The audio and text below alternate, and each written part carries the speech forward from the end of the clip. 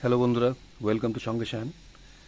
আজকের ভিডিওতে আমি তোমাদের দেখাবো কিভাবে ধনে পাতা তোমরা বাড়িতেই চাষ করতে পারবে, ছাদ বাগানে চাষ করতে পারবে এবং ছোট্ট টবে চাষ করতে পারবে। তো আমার কাছে দেখো এই একটা টব আছে। তো এটাতে আমি আজকে ধনের বীজ দেব। কিভাবে ধনের বীজ কিনে এনে এখানে তোমার বসাতে হবে এবং সেখান থেকে কীরকম গাছ হবে সব কিছু আমি তোমাদের আজকে বলবো, এবং এই ভিডিওর আপডেটও আমি তোমাদের পরবর্তীকালে দেব যে কীরকম গাছ হচ্ছে। তো প্রথমে দেখো, ধনে গাছ যেহেতু এটা একটা সিজনাল একটা ভেজিটেবলসের মধ্যে পড়ে, তো এটা বেশি দিন কিন্তু থাকে না, অল্প সময় থাকবে, তার মধ্যেই তোমাদের মানে আমরা সাধারণত খেয়ে নিই আর কি। তো এটা সারা বছর তো আর থাকবে না।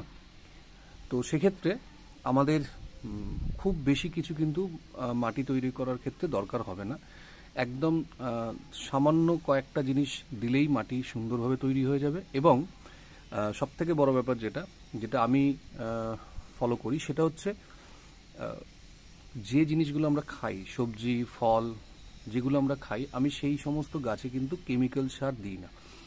যেমন ধরো শীতের গাছে আমি ফুল নেবো, তো এটা তো খাওয়ার ব্যাপার নেই, তো সেখানে আমি কেমিক্যাল সার দিই। কিন্তু যে সমস্ত সবজি বা ফল আমি খাওয়ার জন্য ব্যবহার করি, লাগাই, সেখানে আমি সবসময় চেষ্টা করি অর্গ্যানিক ফার্টিলাইজার বা জৈব সার দিয়ে তৈরি করার। তো আজকে আমি একদম পুরোপুরিভাবে জৈব সার দিয়ে তৈরি করা তোমাদের দেখাবো। দেখো, তো প্রথমে যেটা লাগবে, সবসময় চেষ্টা করবে এরকম ফ্ল্যাট একটা কন্টেনার নেওয়ার। কারণ এই ধনে গাছ যেহেতু ছড়িয়ে যাবে, তাই এরকম যদি টব নাও তাহলে কিন্তু ভালো হবে না, ঠিক আছে? তো পিটুনিয়া গাছের ক্ষেত্রে বা এই ধরনের গাছের ক্ষেত্রেও কিন্তু তোমরা এই ধরনের টব ব্যবহার করবে, খুব ভালো ছড়াবে জিনিসটা। তো প্রথমে যেটা করব, এই হোলটাকে বোঝাবো। হোলকে আমি যেভাবে বুঝিয়ে থাকি এবারও সেটাই করব।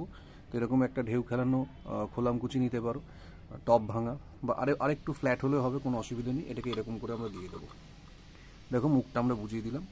এরপর তোমরা দরকার হলে বালি দিতেও পারো, নাও পারো, কারণ আবার বলছি এটা খুব বেশি দিন তো থাকবে না।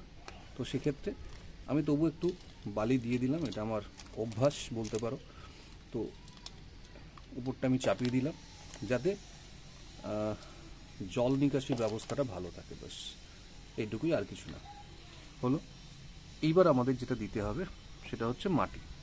তো মাটির সঙ্গে দেখো, আমি যেটা মেশাবো কিছুই না, জাস্ট ভার্মি কম্পোস্ট। এই যে আমি তোমাদের দেখাচ্ছি কীভাবে ভার্মি কম্পোস্ট মেশাবো।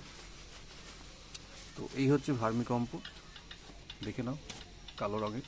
তো এর কালারটা, এর কোয়ালিটিটা খুব একটা ভালো না, আমি আর অন্য কিছু পেলাম না, কারণ এর মধ্যে আমি দেখছি প্লাস্টিকও কিছু আছে।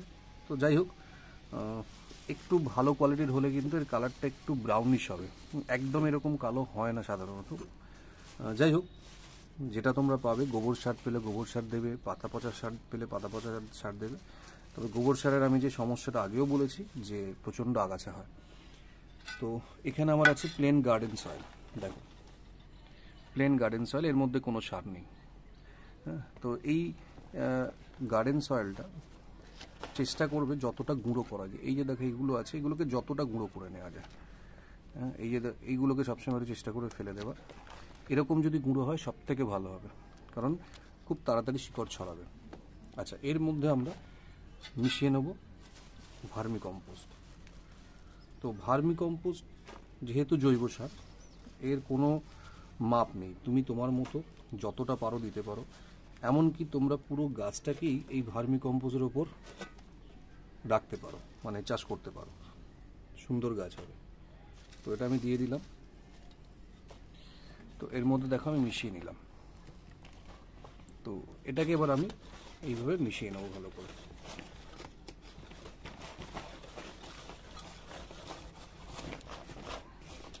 এইভাবে মিশিয়ে নিতে হবে ভালো করে। মেশানোর পরে আমরা এটাকে এখানে ঢেলে দেব।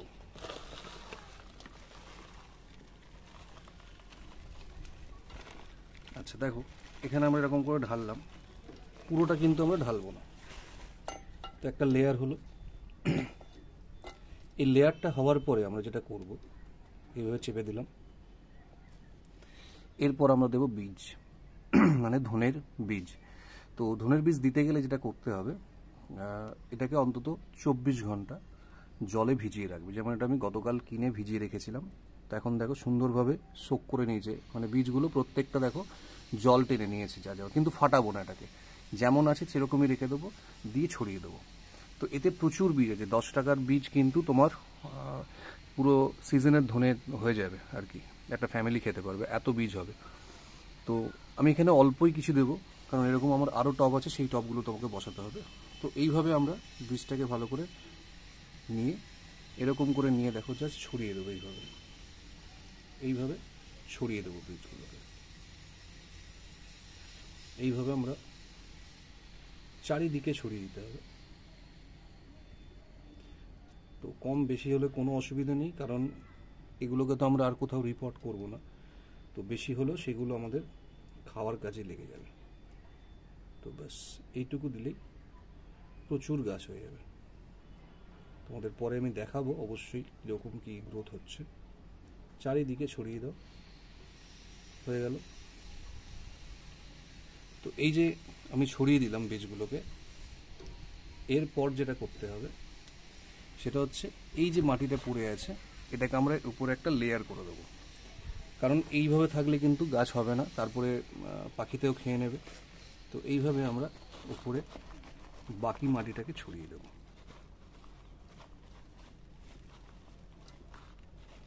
এইভাবে আমরা বাকি মাটিটাকে উপরে ছড়িয়ে দেব। খুব বেশি দেওয়ার প্রয়োজন নেই, অল্প করে দিলেই হবে, যাতে জাস্ট মাথাটা ঢাকা থাকে। বাস দেখো বীজগুলো ঢাকা পড়ে গেল, এই যে হয়ে গেল। এবার আমাদের যেটা করতে হবে সেটা হচ্ছে জল। এবার জলের ক্ষেত্রে আমি বলে রাখি, একদম যেরকম আমরা মগে করে জল ঢালি এইভাবে কিন্তু জল দেব না।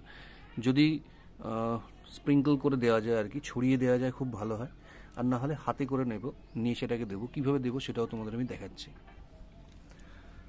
তো দেখো এই যে আমি মগে জল নিয়েছি, কিন্তু মগের জলটা কখনোই তোমরা এইভাবে ঢেলে দেবে না। এরকম করে হাতে নিয়ে, এইভাবে হাতে নিয়ে আমরা এইভাবে ছড়িয়ে দেব, এইভাবে ছড়িয়ে দেব। কিন্তু একটু ভিজিয়ে দিতে হবে, মানে শুধু উপরটা যেন না ভেজে, পুরো মাটিটা যেন ভালো করে ভিজে যায়, ব্যাস। তো এইভাবে আমি ছড়িয়ে দিলাম, একদম ভিজে গেল। এবার এটাকে অন্তত 2-3 দিন একটা ছাওয়াযুক্ত জায়গায় রেখে দিতে হবে। আর যদি বীজের কোয়ালিটি ভালো হয় তাহলে 3-4 দিনের মধ্যেই দেখবে তোমার চারা বেরিয়ে গেছে। আর এটা তো বড় হতে সময় লাগে না, 2 সপ্তাহের মধ্যে গাছ বড় হয়ে যাবে। তো এরপর চারা যখন বেরোবে তখন আমি একটা ভিডিও করব, কীরকম চারা বেরোচ্ছে সেটা তোমাদের সঙ্গে আমি শেয়ার করব। আর তারপরে যখন বড় হবে এবং গাছ তোলা পর্যন্ত সবই আমি তোমার আপডেট দিতে থাকবো। তো যদি ভিডিওটা ভালো লাগে অবশ্যই শেয়ার করবে, সাবস্ক্রাইব করবে চ্যানেলটাকে, আর কমেন্টে জানাবে কেমন লাগলো।